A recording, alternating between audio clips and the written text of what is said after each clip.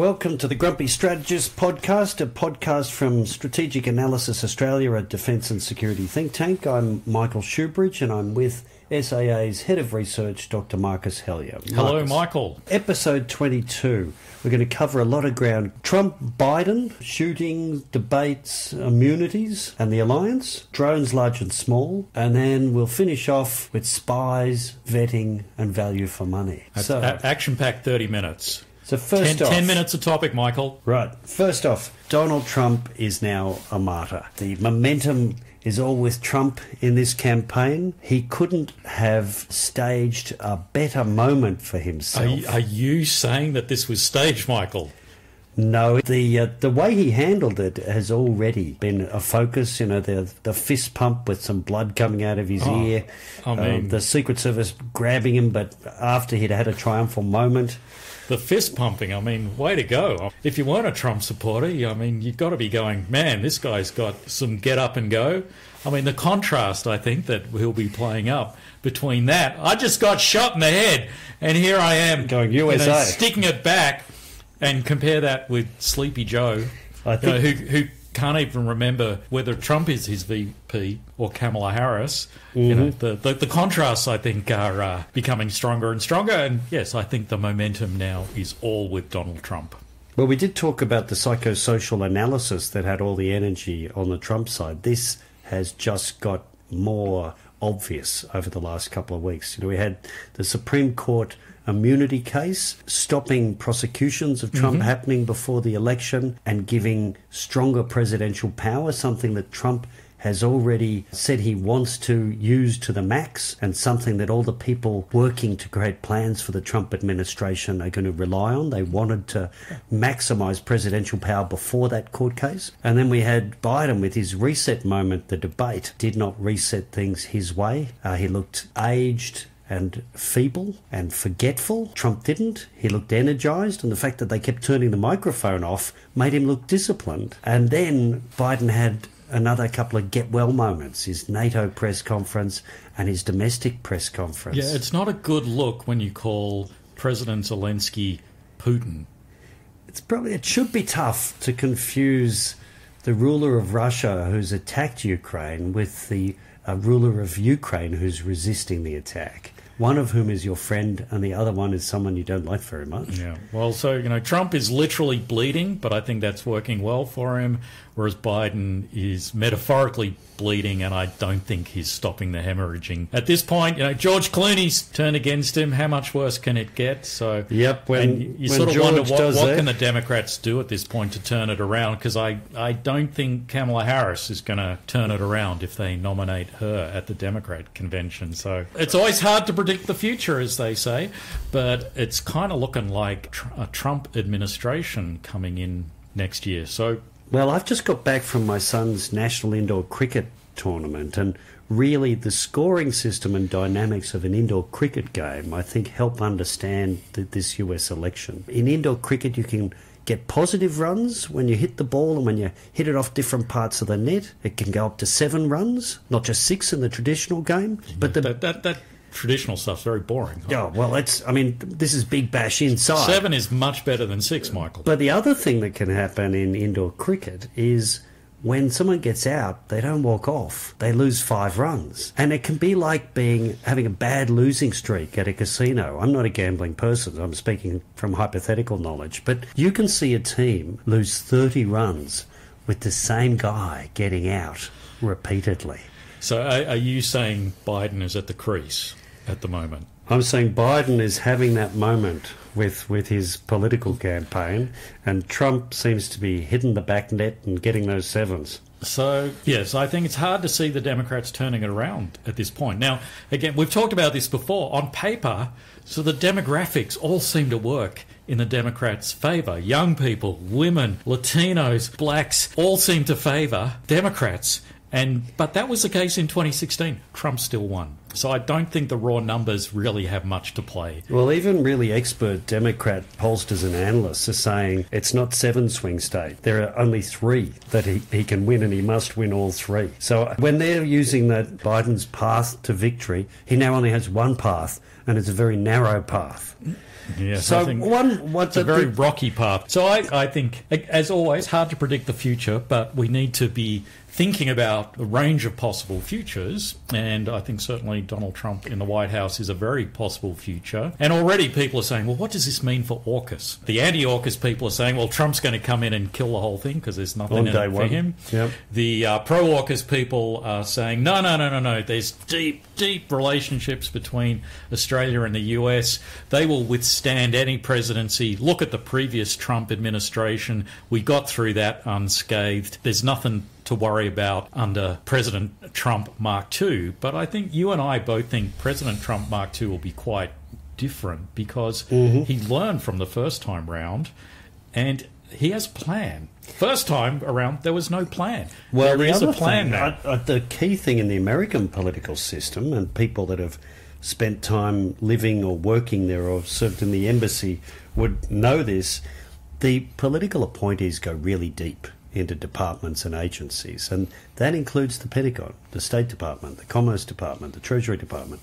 You have political appointees doing branch head jobs in the Australian system. And the thing about the first Trump term is he was like the dog that caught the car. There was no plan. He didn't expect to win. No one around him expected him to win. There were no plans. Many of those political appointee jobs sort of just went empty for years, so that meant the career bureaucrats sort of stepped up and kept business functioning. So we talk about the adults in the room, all the senior people that were around Trump that he ejected slowly over his first term, but there were a lot of adults, as the deep state people would call them, are deep across the agencies and departments because Trump hadn't appointed his own people. Yeah, that's not going to be the case this time around. The political people will be purged and those spots won't be left vacant.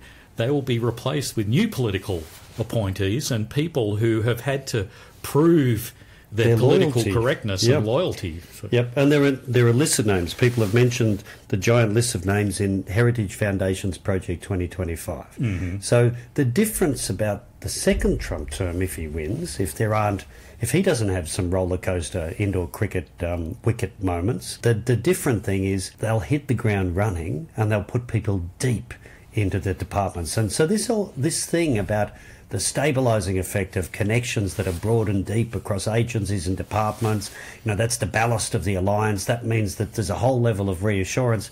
I think that is chronically overplayed because this will be a clean out and the new regime will be in town, and it's not going to be an easy, predictable regime. Yeah, and I think some of the things that sort of the Beltway have been part of the DNA of the Beltway, this concept of American primacy. That all American officials pay more than the rest of the world for security. Yeah. So America pays 3.5% of GDP for its defence budget. That is to ensure US primacy, whatever that exactly means. But that US primacy is a concept I think that Mr. and Mrs.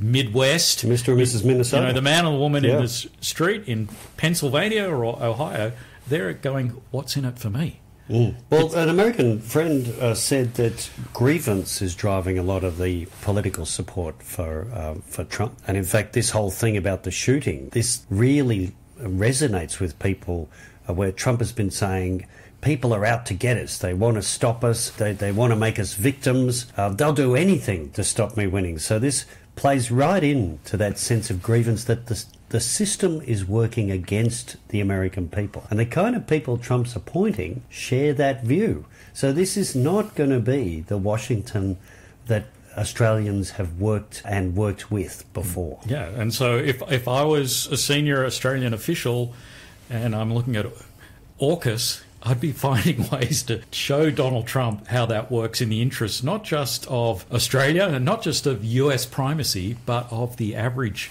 American. Yeah. And I think the best way we can do that is to keep pointing to the $4 and $5 billion checks that we're handing over. The cold hard cash. It's like a campaign contribution to AUKUS. And we may need to make more campaign contributions. So Australian taxpayers get ready. Now that moves us on to drones. So a bunch of announcements, not just about Australia, but about Ukraine. Deputy Prime Minister, who is also the Defence Minister, Richard Marles, was at the NATO meeting and announced that Australia had joined a 16-country drone coalition. That drone coalition has had 256 bids from drone providers, and it's going to agree contracts in August. So it's moved blisteringly fast. Those 16 countries have shown that they can move faster than one country, Australia, because it's now, I think, about 10 years since Australian defence people first saw a US drone, the Switchblade, and they've just announced that Australia is going to buy a small number of them. And Pat Conroy, Minister for Defence Industry, has since announced that Australia is going to buy a small German-made drone, a 2-in-1 product, the Vector 2-in-1 from Quantum Systems, and is actually going to buy one from an Australian company. I don't know what happened. Hooray, finally. I don't know what happened with the paperwork there. They must have thought it was Austria. Austrian, yeah. But the SIPAC. SIPAC. That sounds Austrian to me. The drone coalition may have pushed him to do that because SIPAC drones have already been used in Ukraine. Yeah, so it's all very strange, and I get back to my cognitive dissonance issue, because senior defence decision makers seem to be saying we need to move fast, we need defence industry capability in this country, we need to be able to produce the small, the smart, the many, and yet we had one announcement a few days ago that said after 10 years of watching, we are finally buying some small American drones, the Switchblade drones. Which we don't produce here. Have been around for 10 years already, have been used in the Ukraine, apparently with some success, but the Ukrainians don't seem hugely happy with them. So we have that, and then we have another announcement just a few minutes before we started doing this podcast saying we're getting drones, but half of them are going to be coming from a German company. So again, with this strange cognitive dissonance. However good that German drone is, it doesn't look particularly unique. So it can use wings, or it can operate without wings. It does surveillance. It can be armed. But the features it has don't seem so incredible that you would choose it over something made here that does similar things where you've got a live production line. So I think the bit I still don't see Defence getting is the thing about being able to produce them in numbers, to use and lose them. They're congratulating themselves still on purchasing a small number of something, and they cannot have a plan for resupply in time of conflict. No. Look, I have no idea how good, bad or indifferent any of these drones are. I have no idea how good or bad this quantum drone is. The fundamental point is it's not made in Australia. And look, I am not, a jingoistic, we have to build everything in Australia. There are things I would definitely not build here in Australia. We can talk about that another time. But the consumables of war, as we've often said, we do need to be able to build here. There's no difference now between these small drones and bullets or boots or food. These are things you need to be able to make in country. So finally, Defence is getting some more drones. Great. But we don't seem to have learned the fundamental point that if you want to be able to stay in the fight, you're going to be using hundreds of these things, thousands of these things, and you need to be able to produce them here. So, well, and the other connection to Ukraine is there was another Australian military assistance package for Ukraine, and it was self-valued by the government at $250 million. I think with the Ukraine military packages, the Australian government actually is quite inflationary, so I doubt that figure is actually the value. They're fighting inflation in the rest of the economy, but with these kinds of announcements, they appear to see inflation as their friend. But the stuff in that list seemed all to be made offshore and do nothing to help Australian production. So air defence missiles, we don't make them here. We don't have enough of them. We're not buying here anymore. There's none in the IIP. So the only things being ordered are for NASAMS. So all we can have done is kind of signed over an offshore order to the Ukrainians, which is good for Ukraine. But if we were supplying them with things we made here, we'd be spending Australian taxpayer money in Australia on Australian defence companies that would be increasing their production rates that would enable our security. But what we're doing instead is buying stuff from foreign companies to give to Ukraine. So taxpayer money goes to other countries and there is no defence value to us here. So I find this approach to this assistance package not just mystifying, but incredibly poor decision-making. But it's the cognitive dissonance once again, where we go, the Ukrainians, yes, they are enduring horrible missile attacks from the Russians, so we need to bolster their air and missile defence. Good. But when we look at our latest integrated investment program, all of the shooters, all of the actual missiles for integrated air and missile defence have been removed. We're not buying anything for ourselves. So it's high priority for the Ukrainians to have good air and missile defence, but all we're doing is buying the battle management system, none of the missiles that can actually do anything about it. It is weird, isn't it, to say this war requires air defence missiles and we're not going to buy them for ourselves in our plan. In fact, a senior defence official explained to the Parliament that, well, we wouldn't buy any air defence missiles or anti-missile missiles because we're waiting for the technology to settle. You mean the technology that the Ukrainians have been using and the Israelis have been using and the Americans have been using? And that we are buying for the Ukrainians, but not ourselves. Yes, that. So anyway, you've moved on. Yep. We were ranting about drones. You've now moved on to ranting about missiles. But if we can step back to drones, there has been a big success in the drone space, he says, dripping with sarcasm. The first Triton high-altitude drone has arrived. Look, so, I'd put it another way. After 20 years, I'd put it another way. The first one has touched down in Australia. No, 25% of the fleet is now in place. Okay, yep, that is one aircraft. Okay.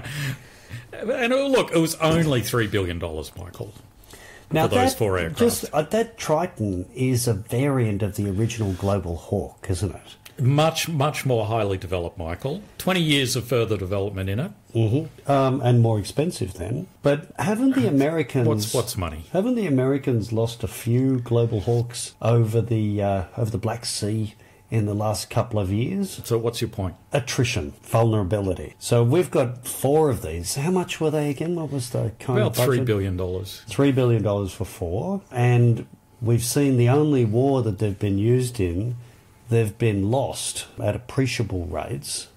So where are you heading with this? I'm just thinking, is this the same problem you were just talking about drones? You need them in numbers, and a small number that you can't get any more of is a bad idea. Oh, but these are different, Michael. They are, because they're much more expensive. Yes, much more expensive. Yeah, so I mean, in my view, the Triton is like the dinosaur drone. It was extinct before we got the first one. Well, the US has ended production of theirs. They were going for a number, I think, around about 80 to 90, and they're going to curtail their program at around 20-ish, I think. So right. So the drone announcements we've had are a small US one in limited numbers, Switchblade, a small German one in limited numbers. Well, we don't know how many, but $100 million apparently between that and SciPac, so we should get a few. But no production here. The big Triton one, not just limited numbers, but 4 for $3 billion. And then there's an outlier there, which is SciPac, which is really, really cheap, made of cardboard, used in Ukraine. I don't know if this is the cardboard one, to be honest. I'm hoping it's cardboard. But they did have a cardboard one. I don't think this is the cardboard one. Right, but the absolutely distinctive feature is it's made in Australia by an Australian company, so the money's going into the Australian economy, and the purchase will improve SciPac's ability to produce them in numbers so that in a time of conflict, Australia might have some of them. So out of the 4, my vote's with SciPac. Ukraine obviously gets us straight on to spies and Russia. That amazing magistrates. The Korolevs. Kira and Igor. And Igor. Did you ever read Terry Pratchett's novels, Michael? I did. Very funny. So alternative fantasy universe. Yep. He has a whole race of Igors. And the Igors have one mission in life, and that is to serve evil geniuses. And every evil genius has an Igor, and each Igor's name is Igor. So I sort of, when I see the name Igor, I default back to that. It's completely irrelevant to the podcast. But look, the Kirilovs, this is all allegations. So let's put that right up the front. Please don't sue us, anybody. This will all be tested through the court system, and so when that happens, we will know much more. There'll be evidence, but also there'll be verdicts. And until then, everyone in front of a court... publicly. is an innocent person. We've seen a number of national security-related court cases where there was virtually no That's true. Public record. But what we have heard publicly about this couple is disturbing, and it's almost comedy, isn't it? So we've got two Russians, been here, living in Australia for over 10 years. They one of them got Australian citizenship in 2016. But it seems like when the first one enlisted in the Australian Defence Force, they had only been here for a year or two. It certainly wasn't 10 years. But they both got citizenship, one in 2016, one in 2020. But the Private Kirillov became a signaller in the army. And a signaller isn't someone who waves flags around. No. They're a communications and information technology specialist. Yes. So they're about the systems that the military use to communicate information and data. So they're like a key node in the whole defence communication system. It is a remarkable coincidence, isn't it? So, because if I was that evil genius and I had Igor working advising for me, you, yeah, I'd be going to Igor. If you Igor, yes, if you wanted to plant somebody who was only very junior, but plant them inside the Australian Defence Force in a role that would give them lots and lots of access, not just to information, but to understanding how the communication network worked, probably Signaller, yes, would be about the best place to put them. So it is a remarkable coincidence, I think. Yeah, well, I agree with you on that, because I was thinking about WikiLeaks, because I was enjoying the celebration of getting Julian back in the country. Yeah, speaking of martyrs, yes. Yeah, and I was thinking, so the way Mr. Assange got all that classified information was with a junior US Army person, an intelligence analyst who's now Chelsea Manning, because that junior person in the US Army had amazing access to information. So private signaller, it's not... The reporting has been, so what documents did they get and logged in from her work account while she was on long leave, why she still had a work account when she's on long leave, I don't know. To me, it's not so much what documents did they get hold of and print out and hand over to someone in a dark park with a small rose in their left pocket. Who apparently this time round wasn't Julian Assange. No. To me, it's back to your point about what does a signaller have to understand. And if you're doing data breaches and hacking, or you're trying to penetrate someone else's information system, an insider with this kind of technical knowledge and access can give you their credentials, find others' credentials, so you can log in and access systems as other people. They know how the security in the system works, so they can bypass that.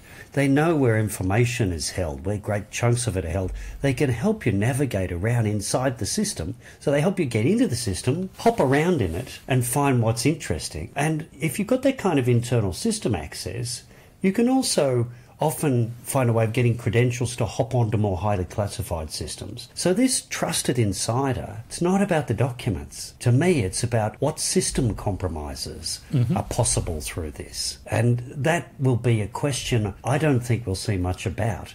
But if I was one of Australia's Five Eyes partners, that's what I'd be interested in. Not, did she get the catering menu for her particular unit?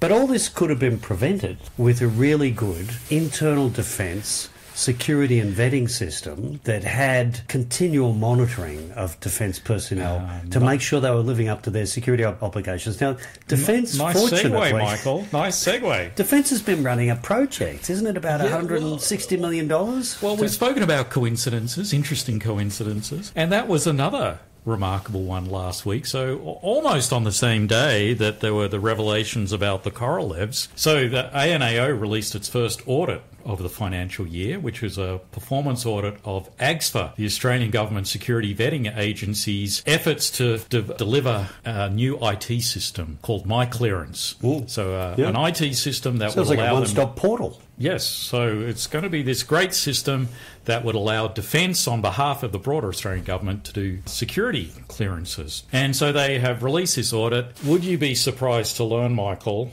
that it is not a very flattering audit? I would be very surprised, because I was greatly encouraged by Richard Marles, who's the Deputy Prime Minister and also the Defence Minister, recent defence of defence procurement, where he said about the $1.2 billion Benalla Mawala munitions manufacturing contract that had someone accepting champagne, had unflattering ANAO audit. Complete non-compliance, had the contractor working with the procurement officials on the terms of the contract and tender and helping craft the advice about their response. He said this didn't show any problem in Defence's approach to procurement. So I'm taking him as someone who knows his job, but now what you're telling me is shocking me, because it turns out it wasn't just that contract that was comprehensively mismanaged. Or the Hunter-class frigate. Or the Hunter-class, the largest program in Australia's defence history besides the AUKUS submarines.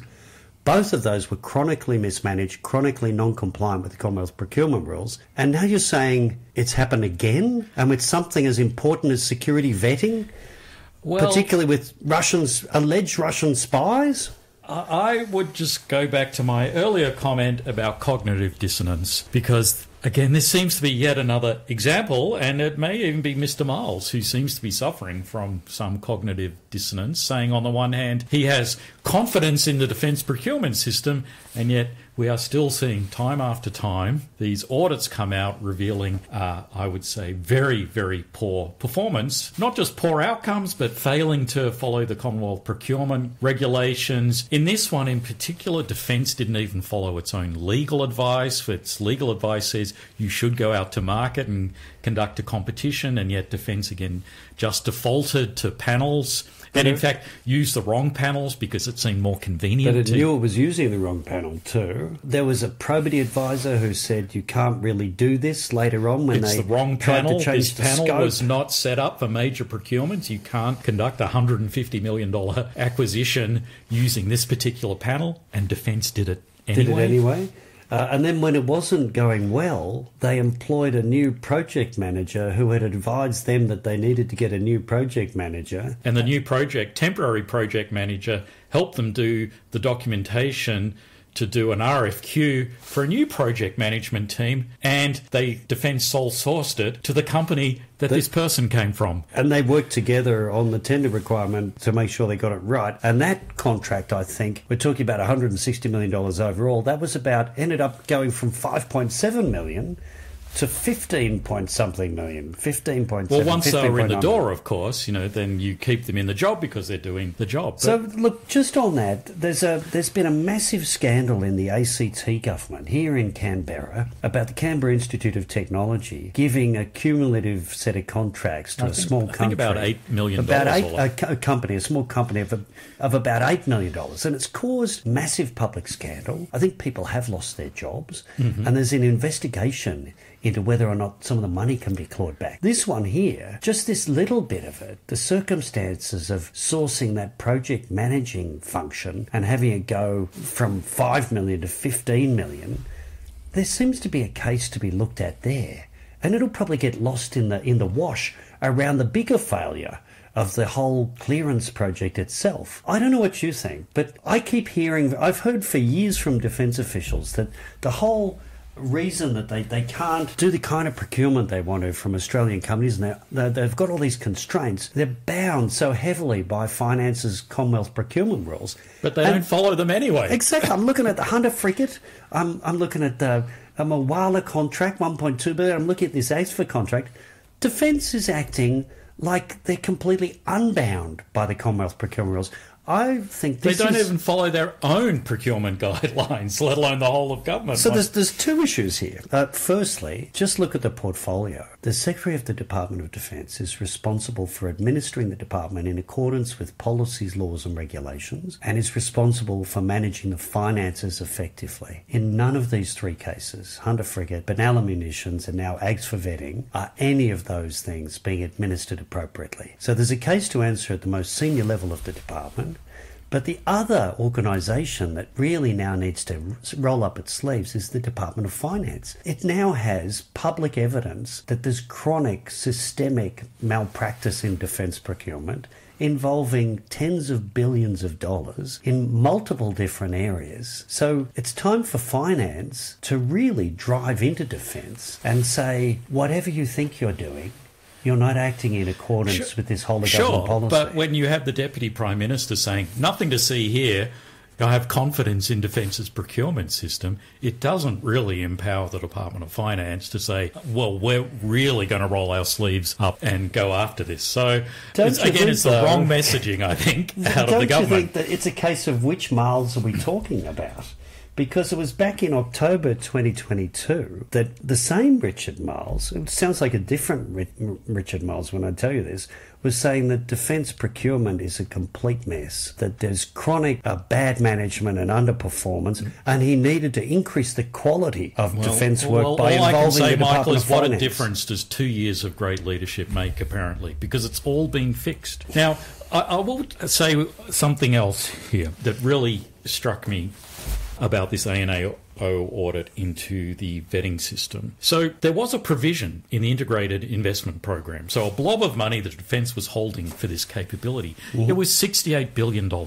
Million. 68 billion. We're not talking submarines and frigates here. 68 million. And then Defence, the people working in Defence, worked up a set of options. And they had the bad option. Let me guess, there were 3 options. There were indeed 3. You've been here before, haven't you, Mike? There was the really bad option. Guess what the budget for that one was? 68. Yeah. 68. So see, I already don't like that one. That's the bad option. The bad option.